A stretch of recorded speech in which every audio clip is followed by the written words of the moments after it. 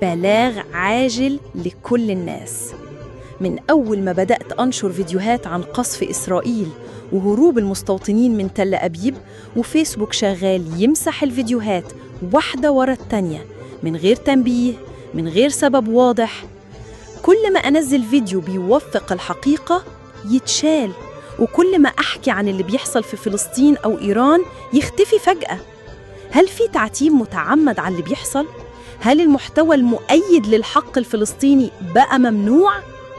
بناشد كل صناع المحتوى، هل بيحصل لكم كده؟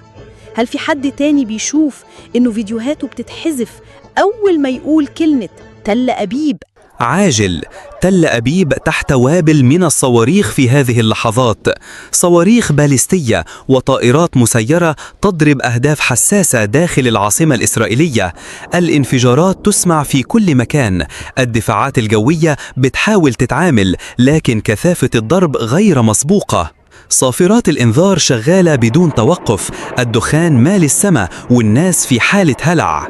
الجيش الإسرائيلي أعلن حالة الطوارئ الكاملة، والإعلام العبري بيقول مفيش سلاح نافع، الهجوم فاق التوقعات. حتى اللحظة محدش عارف دي نهاية الضربة ولا مجرد بداية لجولة أعنف.